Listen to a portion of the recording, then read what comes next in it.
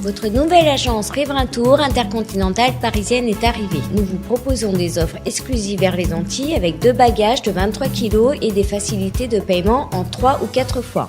Nous organisons des séjours complets comprenant les vols, l'hôtel ou l'hébergement chez l'habitant, des croisières, des circuits ainsi que des locations de voitures avec ou sans chauffeur. Pour tout renseignement, contactez l'agence Riverain Tour Intercontinental au 16 rue Lamblardy, Paris 12e, métro Doménil. Téléphone jusqu'à 22h au 09 78 80 13 39.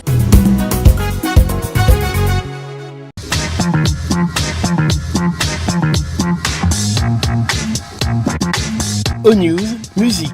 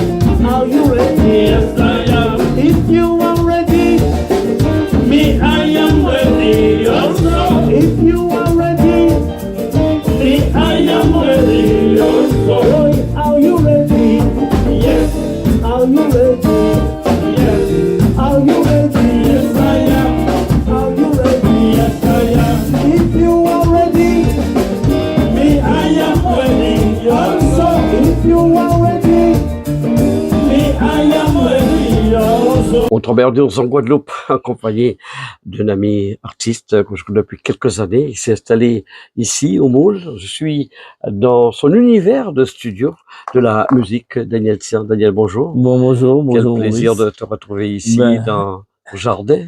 Je suis dans mon élément, depuis des années. On se connaît depuis longtemps, depuis mon premier album en 94, 95. Absolument. Il y a du chemin qui a été fait, de l'eau coulée sous le pont. Des albums, et puis tu as monté, tu as installé ce studio. Pourquoi ce studio ici? Il faut dire que le studio existait déjà à Paris, à Grigny, avec mon regretté ami Jacques Lomont, qui est parti trop tôt. Et on avait le studio qui tournait bien sur Paris. Et puis après, je suis rentré définitivement et j'ai ramené le studio en Guadeloupe. Il y avait une demande peut-être sur le territoire? Il n'y avait pas de demande particulière, mais c'est que c'était mon rêve de réaliser, à avoir mon studio en Guadeloupe. Ah ouais. Et passer peut-être de l'autre côté de la barrière, parce que à Paris, tu faisais la production, mais là, tu réalises, c'est la passion y est dans toute sa dimension, on va dire. Oui, tout à fait. Après, j'avais mes albums solo en métropole. Le studio était là, donc on faisait des productions. Et puis, lorsque Jacques est parti, je me suis inscrit à l'école d'ingénieur du son. J'ai passé mes examens et tout. Et après, j'ai pris le studio en main. J'ai eu l'occasion de réaliser deux albums sur Paris. Et après, je suis rentré en Guadeloupe avec le studio. Depuis... Alors, le studio pour ta propre production, mais aussi au service pour tout le monde, des artistes qui sont là. Ils sont nombreux? Oui, j'en ai fait quelques-uns. J'ai fait Magnum, j'ai fait la de basket de Magnum, j'ai fait Kazepi, j'ai fait des albums de Gloka, des albums de Zouk, de Compas, les albums de Sam Sambo d'ailleurs. Bien sûr. Quelques albums, mais ça va, ça marche. Et sur le plan technique, tout a évolué très vite ces dernières années. Nous sommes dans le domaine du numérique.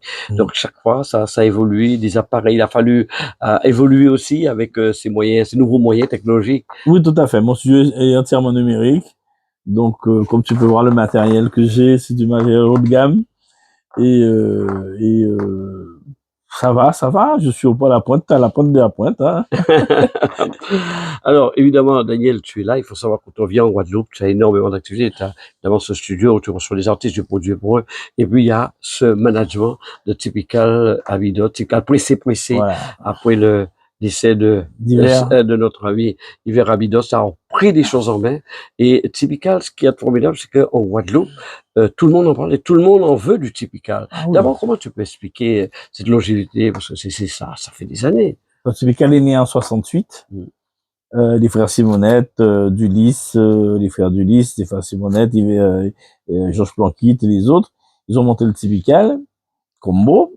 Il est devenu par la suite, on va partir dans les détails, mais ça a chamboulé dans les années 2000 et ils ont monté le Typical Abidos. Du Typical Abidos, Hiver a arrêté parce qu'il était fatigué, il était malade. C'est devenu le Typical Pressé. Et là, depuis le Typical Pressé, c'est moi qui ai pris les rênes, c'est moi qui dirige le groupe il tourne bien, très bien même. Avant le Covid, on tournait très très bien. Après le Covid aussi, on a repris en force. Cette année 2022 était pratiquement complet. La 2023 aussi, ça part bien, ça part sur les roulettes. Et puis voilà.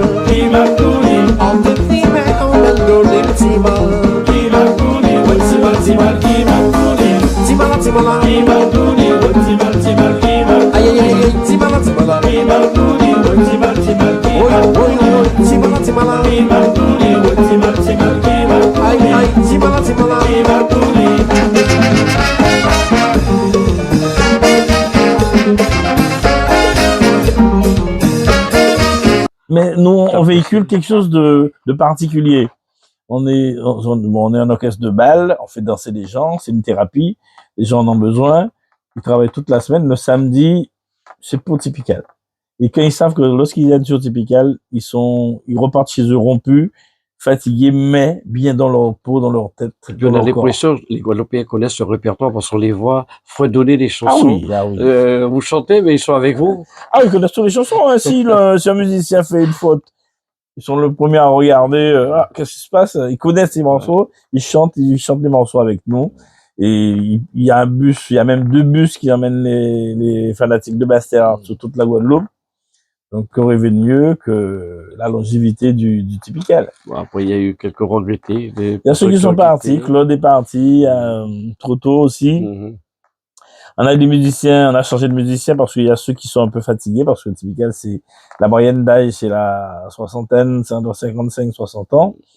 Donc, il y a ceux qui sont fatigués, ceux qui étaient malades, qui ont voulu laisser la place à d'autres, qui arrivent, des jeunes qui arrivent, vous dites Souriant, Franck Mayotte, ce sont des jeunes quand je dis des jeunes, de la quarantaine en moyenne, et ces gens-là, ils sont là pour perpétuer un petit peu ce que les anciens ont laissé, qu'on a pu récupérer ma génération, mais nous, on prépare la génération, la relève pour que ça se perpétue. Bien sûr. Ils sont là depuis de longues années, et puis à un moment donné, on sait moi, dans quelques années, ça doit se terminer. Je serai pas sur la scène dans quelques années.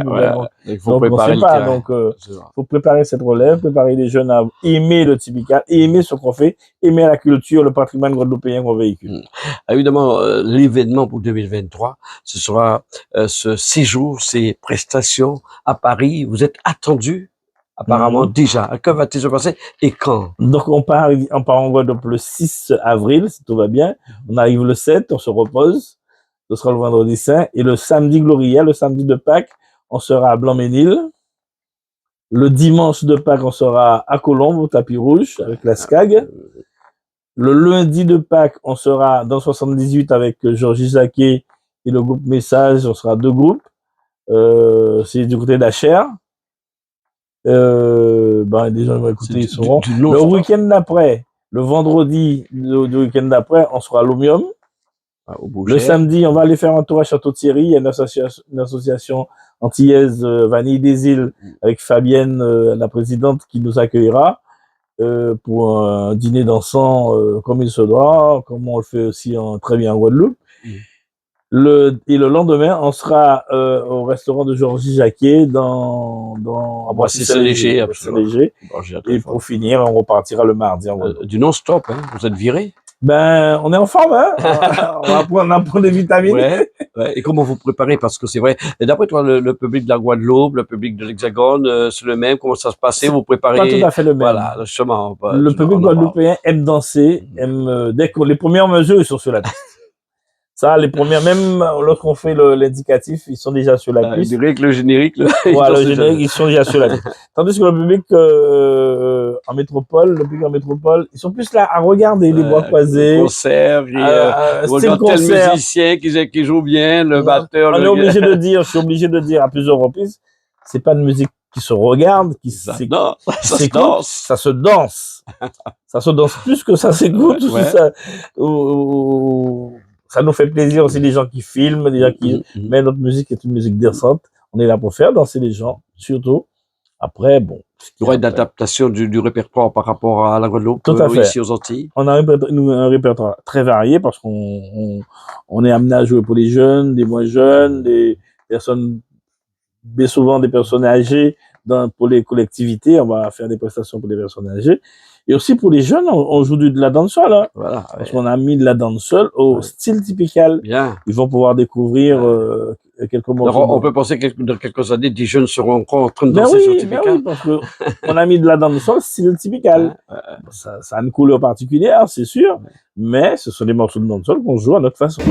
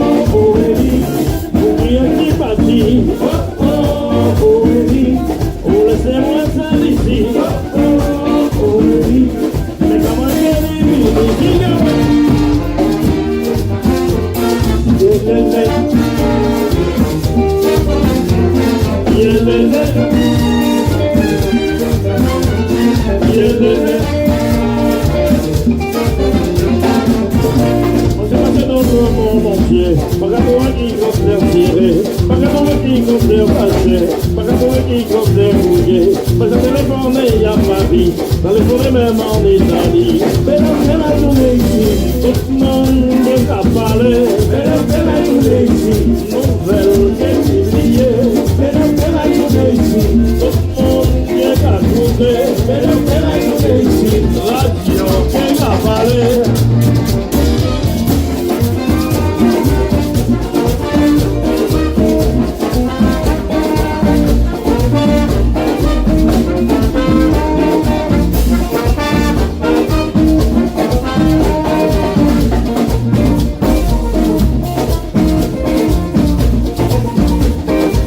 Et tu es un musicien depuis des années. Quand on parle de typical, on a l'impression qu'il y a une coloration musicale un peu particulière qu'on ne peut pas copier, que tout le monde ne peut pas copier comme ça. Qu'est-ce qui explique tout cela? Le truc, c'est que beaucoup de gens pensent que la musique de typical, c'est 2 accords et que c'est facile. C'est au pied du mur qu'on voit le maçon. Parce que nous est arrivé de vouloir être musicien, de recruter du monde. Mais ces gens-là font de très très bons musiciens, de grands musiciens, mais ils font pas l'affaire, ils ont pas le style. Ah, c'est ce que je dis, il y a un style Typical, c'est le style bastérien. Ça veut dire. Ça veut dire, à Bastère, il y a un style qui s'appelle le cabolo, Ah, bien. créé par le typical, Combo, Billy, Toute l'histoire. Yéyé et Capio. Ils ont créé un rythme qui s'appelle le cabolo, qu'à Bastère, ça résonne. Beaucoup d'orchestres de Guadeloupe ont voulu copier ce rythme-là pendant les années 70-80, mais ça n'a pas, le fait mot, le groove vient de Bastère, vient de ces gens-là. Lorsqu'ils sont partis, Yéyé est toujours là, Yéyé est toujours congolais du typical pressé, mais lorsque Billy a arrêté, Rémi l'a rappelé la place, mais Billy a formé Rémi au rythme de cabolo. Faut pas trop s'en décanter. Du tout, du tout. Ça, c'est le style particulier. Et les gens adhèrent. Bon, de plus en plus, ils sont friands de ce groove. Mais c'est un groove aussi, c'est un style qu'on défend bec et ongle, parce que c'est un patrimoine guadeloupéen, c'est une culture. Et à Bastère, lorsqu'on parle de typical, on parle de la musique de typical à Bastère, c'est quelque chose qu'il faut pas toucher. C'est dans une bulle, il faut pas toucher à ça. On peut tout faire, même à la mairie de Bastère. Ça m'est arrivé de discuter avec les gens de la mairie de Bastère parce que le local qu'on a, c'est la mairie de Bastère qui nous donne. Eh ben, ils le savent. Que le typical et la musique du typical à Bastère, on touche pas à ça. Alors, c'est vrai qu'il y a le live et vous êtes très certainement tous sollicités, très bousculés, et peut-être pas le temps de dire on va enregistrer, on va des albums, c'est vrai. Notre dernier album date juste avant le Covid. C'était le single qu'on a fait, Calé décalé bourré, ça marche de tonnerre. On n'a pas eu le temps de le promotionner pendant les 2 ans qui sont passés.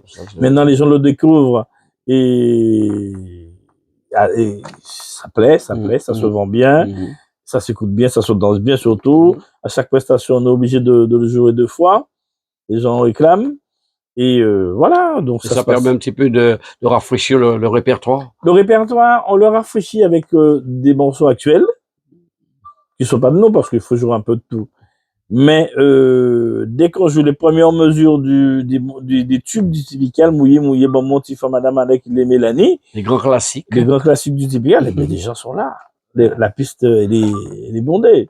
Alors, il faut dire aux spectateurs qui nous regardent, c'est un travail monstrueux. Je t'ai vu à Bastère, entouré de tous les musiciens. Vous avez une salle de répétition et tout le monde doit se tenir droit. Hein. On n'est pas de régime militaire, mais presque. Ah non, c'est de la typical, il y a de la discipline.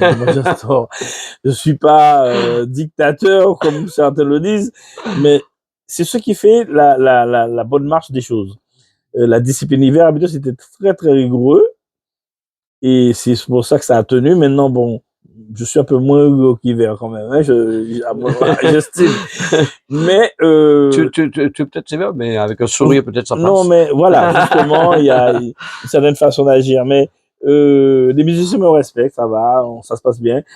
On est une famille, il y a beaucoup de coordination, beaucoup de complicité. Et ce qui fait que le travail se fait bien à ce niveau-là. On n'a pas de problème de coordination et tout est synthétisé, tout marche bien.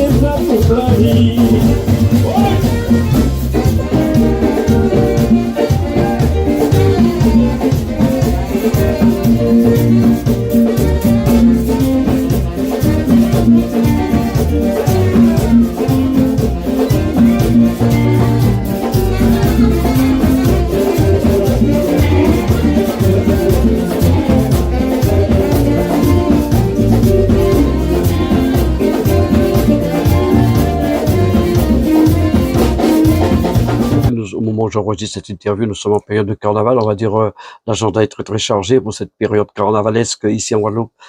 Oui, bien qu'on laisse un petit peu de la place pour les chanter de Noël au mois de décembre. Oui. Mais sitôt le 31 décembre, on repart à fond.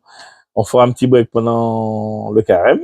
Et après, ce sera Paris. Et au retour de Paris, c'est complet pratiquement pour toutes les vacances. Jusqu'en Formidable. septembre. Formidable. Alors, toi qui es artiste, j'étais au mois de décembre, je reviens là. J'ai l'impression qu'au niveau des radios, on entend de la bonne musique. Je me branche sur toutes les radios, de la vraie musique antillaise. Ça, c'est important pour l'avenir de notre musique. Parce qu'à un moment, on avait l'impression, sans vouloir à nos amis haïtiens, on était vraiment dans le compas, on passait d'une fréquence à une autre. Et aujourd'hui, même des morceaux traditionnels, je suis surpris, qui reviennent. Il y a beaucoup de grèves, beaucoup de problèmes. Donc les gens sont plus ou moins, c'est sur le piquet de grève, c'est le Goka, c'est ce genre de les groupes à peau, maintenant, tout ça qui sont sur les barrages, sur les manifestations. Donc ça ne peut que plaire et que. Mais là, avec ça, tu peux avoir beaucoup de clients si ça revient à fond. Oui, mais ça va. Dans ton studio. Oui. Ça va. Je peux pas me plaindre. Au niveau du studio, je me plains pas. J'ai du boulot. Et au niveau du typical, on fait notre boulot, on défend ce patrimoine que les anciens nous ont laissé et on perpétue un petit peu cette image, ce patrimoine, on véhicule tout ce qu'ils ont laissé, on le fait découvrir aux plus jeunes que nous. Voilà, un petit appel Beau Paris. Ouais, mais Paris, je demande tous les fans de Typical qui ont connu Typical dans les années et ceux qui ont entendu parler du Typical et qui veulent voir ce que c'est que le Typical, venez nous voir. On a plusieurs dates, je répète, on sera sur les réseaux sociaux ou alors les radios de la métropole, Radio Antilles, Espace FM, Tropique FM, ils sauront exactement où on sera, où se feront les prestations et on les attend de pied ferme pour les faire danser, pour les faire vibrer au rythme de cette musique culturelle, patrimoniale que les anciens nous ont laissée. Vous êtes tellement habitués aux fidèles en Guadeloupe, pas de trac quand vous venez à Paris, non, au public, non, on est habitué. Ça passait, chaque prestation, on a 500, 600 personnes dans la salle, on congratule avec tout le monde, donc il y a pas de souci à ce niveau-là.